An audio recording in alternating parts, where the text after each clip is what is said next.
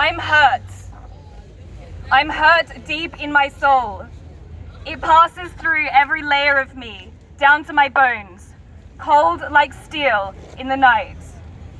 I hurt for Marshall and Mills, who were brutally murdered by those in uniform, who as children we are told we can trust. I hurt for the people who knew Marshall and Mills, who had seen them as the sweet, loving dogs they are.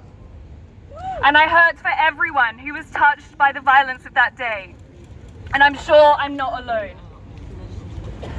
We each here share some of that hurt, and that is why we are gathered here. We want the police to know that what they did was unequivocally wrong, and that we will hold them to account.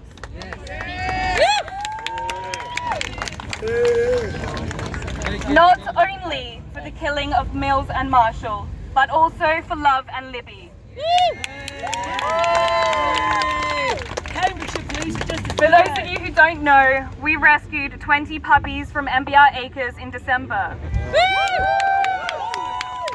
18 of those dogs are living safe and happy lives.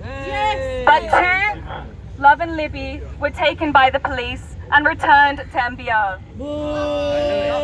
The police knew that Love and Libby would be neglected, abused, and killed at MBR, but they sent them anyway. And so, it is easy to see why we do not trust the police, for they clearly do not act according to any moral code. They are not interested in protecting all life equally. And when they mess up, there are no consequences.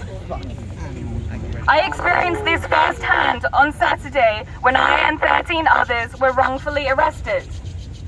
The alleged offence that we might be going to protest at the coronation. Putting aside the fact that they had the wrong people at the wrong place and absolutely no evidence, the police violated our human right to freedom of assembly. It was a violation. And in my 14 hours in custody, all I could think about were all of the people before me who have been falsely arrested or imprisoned, who have been persecuted and continue to be persecuted by a police force that makes mistakes so often they can no longer be called mistakes.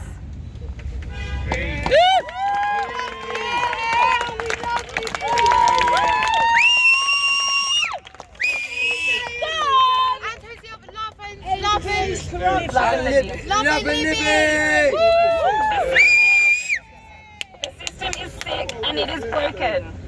It is one where people of colour, women and girls, people with disabilities, LGBTQI people are disproportionately oppressed, always. The police force is responsible for the violence and repression that has traumatized generations. It is not fit for purpose and it has to change.